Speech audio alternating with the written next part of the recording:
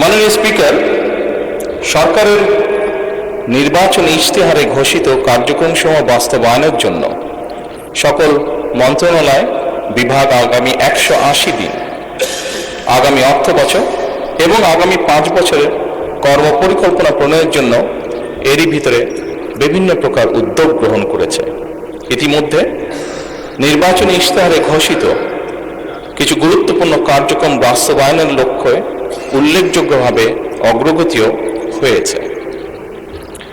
প্রান্তিক ও নিম্ন আয়ের পরিবারগুলোকে, যেখানে বাংলাদেশের অধিকাংশ পরিবারই প্রান্তিক বা নিম্ন আয়ের পরিবারের সদস্য, এই পরিবারগুলোকে প্রাথমিক পর্যায়ে 13টি জেলায় প্রায় 37,814টি নারী প্রধান পরিবারকে ফ্যামিলি কার্ড প্রদান কার্যক্রম শুরু হয়েছে। মাননীয় স্পিকার, একই সাথে কৃষকের সার্বিক সুরক্ষা প্রদানের জন্য সরকার কৃষক কার্ড প্রদানের উদ্যোগও গ্রহণ করেছে।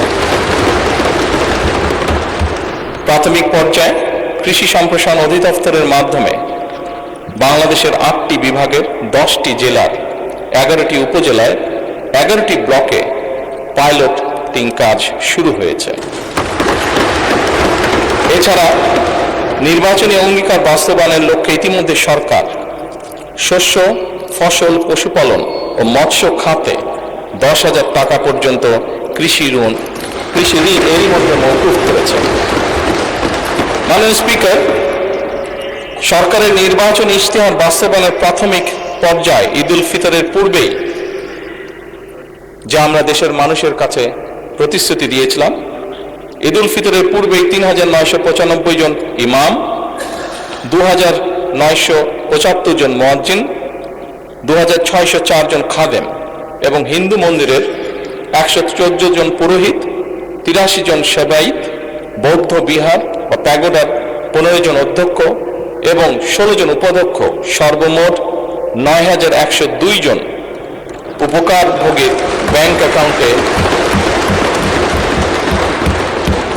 নির্বাচনী প্রতিশ্রুতি অনুযায়ী সম্মানী পৌঁছে দেওয়া হয়েছে। মাননীয় স্পিকার, ই হেলথ কার্ড প্রদান বিষয়ে পাইলটিং কার্যক্রমের আওতায় খুলনা জেলায় ই হেলথ কার্ড প্রদানের জন্য একটি প্রকল্প অনুমোদন প্রক্রিয়াধীন রয়েছে। সরকারের নির্বাচনী ইশতেহার অনুযায়ী আগামী 5 বছরে ইনশাআল্লাহ 20,000 কিলোমিটার খাল খনন পুনর্খনন কর্মসূচি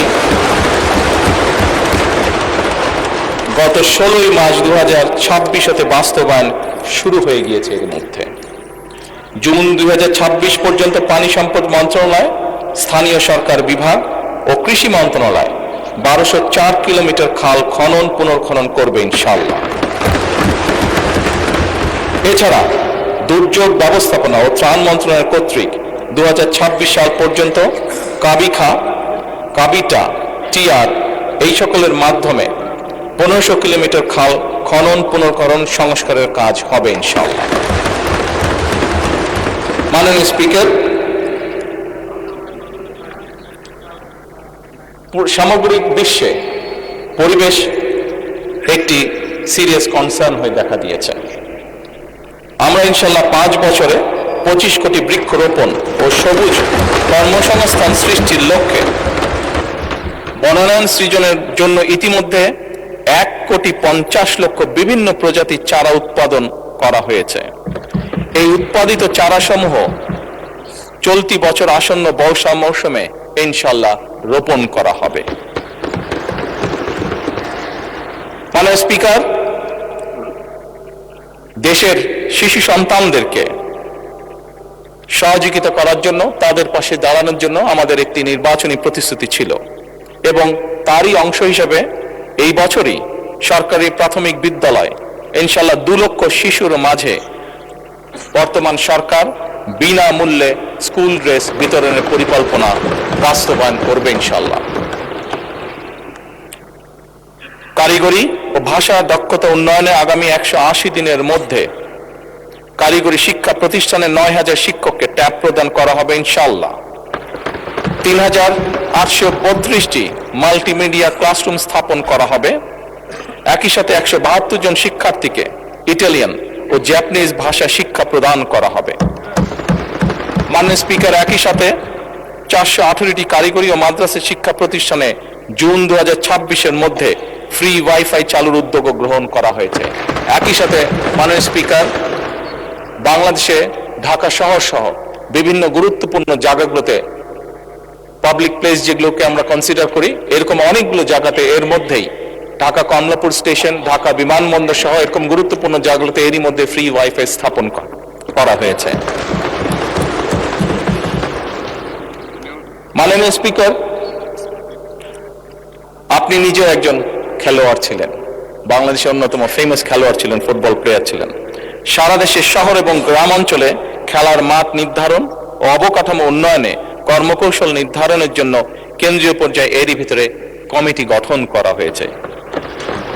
হাইটেক সফটওয়্যার পার্ক ও আইসিটি সেন্টার সমূহ কার্যকরভাবে পরিচালনার জন্য এবং বাংলাদেশে আমাদের ইয়াং জেনারেশন যারা বিভিন্ন আইটিতে কাজ করে থাকে তারা যাতে তাদের আর্থিক বা যেই অর্থ তারা সঞ্চয় করে থাকে এটি যাতে স্বাচ্ছন্দ্যে তারা এই দেশে নিয়ে আসতে পারে, সেই জন্য পেপলের কার্যক্রম আরম্ভ করার কার্যকর উদ্যোগ এরই মধ্যে গ্রহণ করা হয়েছে এবং এর জন্য একটি কমিটিও গঠন করা হয়েছে।